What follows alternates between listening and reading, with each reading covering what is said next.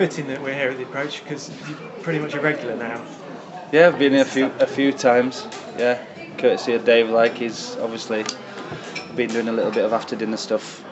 Not done too many, but I got into it and quite enjoyed it. So got a little bit better at it as times, a little bit more confident because it's quite nerve-wracking when you're up there. Yeah, the first one you got over your nerves by downing a few ales, didn't you? I did, yeah, and I decided to hide behind the curtain.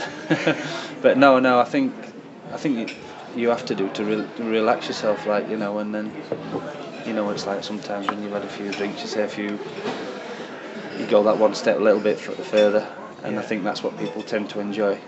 But no, I think me being stood up there and hopefully trying to make people laugh it speaks volumes for my character, really. Yeah, well, you do make people laugh, and a lot of people have wondered if you ever considered a career in stand-up comedy. I wouldn't go that far, but obviously I like telling people stories, hopefully stories that they've never heard before, and ones that I've experienced, and ones that I found funny, which there's been plenty along the way. And 23 years as a player, you don't see so many as a coach. It's a little bit boring sat in that office with three guys trying to get the best out of a team. But no, I mean, obviously playing days have come across a lot of characters, 21 managers in total, some real characters, some players, and I like to talk about them. Hopefully I'm not saying the wrong things about them. Well, I was going to ask that because you do a couple of impressions of your ex-managers and ex-colleagues. Have any of them ever found out about your impressions and taken it the wrong way? No, I've not had any feedback the wrong way so far, so I'm sure, I think Frank might have a little giggle to himself if he ever comes and sees me, but I'm sure that he's heard along the grapevine that tend to do a few impressions of him, but he's the type that he probably wouldn't be bothered anyway. He'd probably enjoy it if he come to watch. We'll have to get him down here, see what he thinks. We know about you, Frank Clark, and your Brian Clough. Do you have any more impressions in your repertoire? I'm just working on obviously I'm at Chesterfield at the moment, so I'm trying to do a little bit of stuff on our manager there because we're doing very well at the moment, and I think he's going to go to the top as a manager. I really do. He's doing an excellent job. So I'm working on the impressions with him at the moment, trying to get them right. So you can cash in later on. Hopefully, yeah. It's all going well at Chesterfield at the moment, isn't it? Yeah, we're doing really well. Yeah. I was speaking about it earlier. With this season, we decided on a policy that we're going to try and get players in that have played a little bit higher level, albeit on free transfers. We haven't spent any money. We haven't bought one player, and we've managed to get players in of a little bit better quality than what we had when we first went there last season, and it's worked. And it could have gone the other way, but it's worked, and we're having an excellent season, and it is looking like we are going to get promoted, but still 12 games to go, and it's as I say, you only need to hit a little bit of a bad run, and people start closing on you, and then the pressure starts to toll. But we had a fantastic result against Wickham last night, and which just sent us, I think, 9 points clear of them. Yeah, so no, all's good at the moment. I mean, the club is moving forward. The next step is that we need to get a new training ground. So that's our next big thing, because they haven't really got a training ground base where we can develop younger players and entice other better players to come. Now the stadium's there now. The stadium's fantastic. The pitch is really good, and everything is going forward. And we just hope we can maintain progress that we're making. What's your role at the club?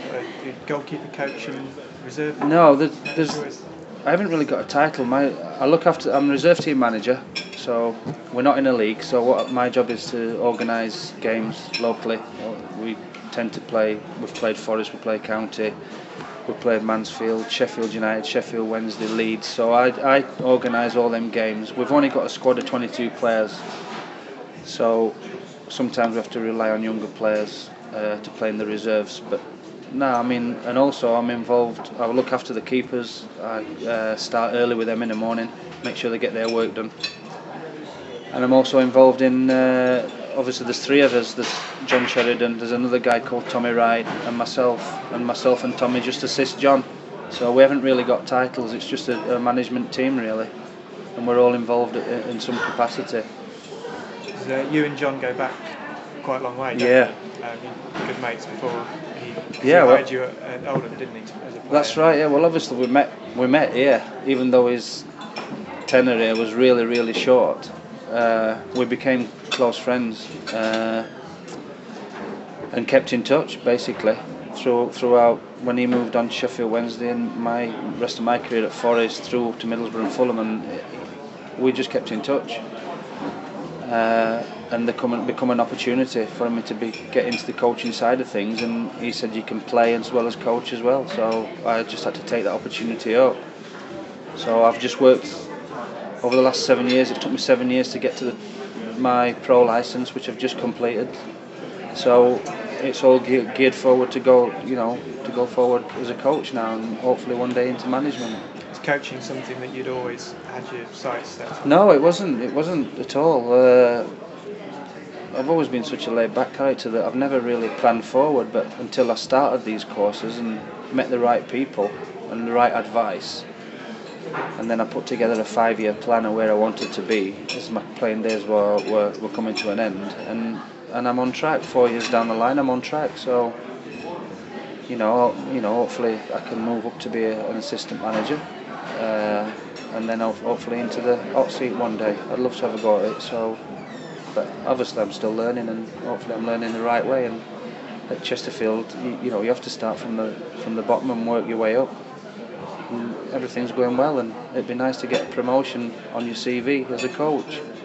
It's all good. You're still registered as a player, aren't you? I'm still registered as a player, but it's just basically that's just as a real emergency.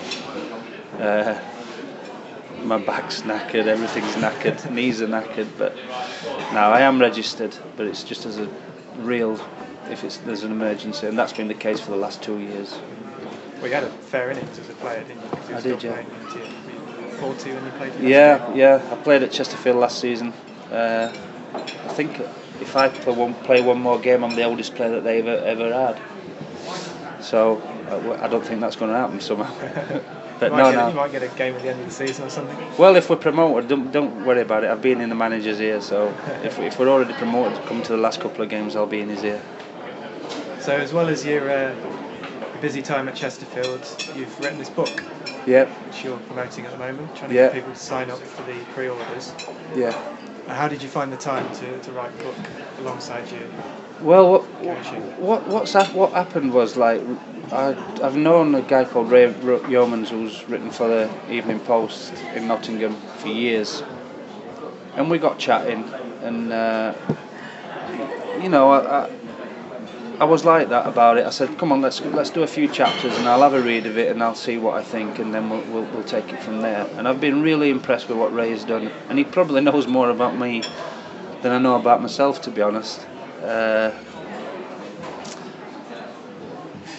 And I think the book, it's different. It's different. It's an autobiography. It's not on winning trophies or anything like that. It's more on, like I said, the characters, managers I've played under, and I found it. What is written so far, I've found it really interesting, and if I find it interesting, then I'm sure other people will. So I decided to go for it, and let's see what happens. Is there anybody who you've written about in the book going to be not best pleased about what you said about them, or is it all quite positive? I don't think so, really, because a lot of the players or the characters that I've played with, I've made sure that I've made contact and made sure that it's all right, that I write the stories, which they've been great, and said, yeah. The managers I've took into my own hands, but I never really had a bad relationship with any manager apart from David Platt. We didn't really see eye to eye, and I do speak a little bit about that in the book and express my feelings, and I'm sure he's got his reasons why we didn't see eye to eye, but it's my book, so yeah, I've got my chance to speak of, and also I had the last 6 years of the gaffer, and it was my first 6 years involved in professional football, and there's some great stories in them 6 years which I speak about. I speak a lot about Frank. I thought Frank Clark was an amazing manager. I thought he really didn't get the recognition what he deserved, his achievements that he made. And I go on to talk about characters like Ron Atkinson, and if you want to read a book about a little bit about myself, a little bit about my character, a little bit being a naughty boy and in trouble with the law, and how you grow up, and a little bit about being in the public eye and things that you should do and things that you shouldn't do. And I am a prime example for that, and I just tell it how it is. I just tell it. And dressing room banter, you don't read much about that in people's autobiographies, and I speak a lot about what goes on in the dressing room, what goes on in the manager's office now. So obviously I've gone over the fence onto the other side, and it's a very difficult transition to make. I just hope people enjoy reading just about what I'm really about, and I don't really hold anything back. So if people think that they'd like to hear what my opinion's all about, then they're definitely going to get it in the book, because I don't hold anything back. I speak about contracts, what happens when you're signing contracts, what money I earned along the way, I speak about my divorce, what it cost me financially, everything. If people want to read it, buy the book, because I'm sure you'll enjoy it. It's going to be a very different book from a lot of the other football autobiographies that come out, especially the people who write books when they're still playing. Thinking about Wayne Rooney wrote a book 2 years after he made his debut. I think there is a bit of a transitional period in my life now where I've gone on to be a coach, which I never thought I would be, if I'm honest. But I'm really enjoying what I'm doing, and it's made me grow up as a person, and I'm seeing things now. Now I've come away from the public eye and onto the other side that I never thought I'd see, and I'm a much more calmer and a completely different person in life, apart from when I'm on that stage. But no, I really think, like I said, I think it speaks volumes for the type of character that I am, and there's a lot of characters in the game like me that people don't know about, and I just want to tell people about it. Do you think that the characters are dying out of football, or do you think they're just more repressed now that there's more focus on the players? Yeah, I think they're more and more in the public eye. They have to be very careful now. I think you could get away with certain things when I was playing, and that what you can't get away with today. And I took full advantage of that. But no, I think you have to be extremely careful now. You can't even pick a pint pot up on you without someone saying you're in a nightclub and you're causing an affray or whatever. I don't know as a player, but I think recently Joe Hart's been in the public eye, and I take note of that because obviously he's a goalkeeper, but he probably didn't do anything wrong. But you just can't do it. But you do have to make sacrifices if you want to be earning that kind of money that they're earning now and everything. You've got to make sacrifices, and I try and explain that to some of the good young players that we've got. You make sacrifices, you can go a long way. You can have a good life. You're getting paid for doing the best job in the world, in my opinion. Paid for something you enjoy doing. So I've explained like that. You have to be a couch potato a lot of the time. Do you think you would enjoy playing now if you were a young player starting out? Do you think you'd enjoy it as much as you did playing in the era that you were? Without a doubt, yeah. I mean, I'm playing for Forest in the Masters this year, and I can't wait for it. And that's not till July. I love joining in training still, even though the bones and that are saying don't do it. I still do it, and I can't walk for 2 days afterwards. But I just love being involved. And you've got to play as long as you can. I'm just reading about Lee Boyer, who's thinking about packing in at 34. He must be crazy in my eyes. I think when he's playing at the standard he's playing at the moment, then carry on doing it. Like, the old cliche, you're a long time finished. And unless you get into coaching, and I was looking the other day, there's loads and loads of ex-players that are looking to get into coaching. They haven't been bothered to go and do the coaching badges, and they all believe it's who you know and not what you know, and It's a load of rubbish. You have to get out there and do it. And then there's jobs out there and you can stay involved. And I'm lucky enough, my career's over as a player, but I'm still involved in the game.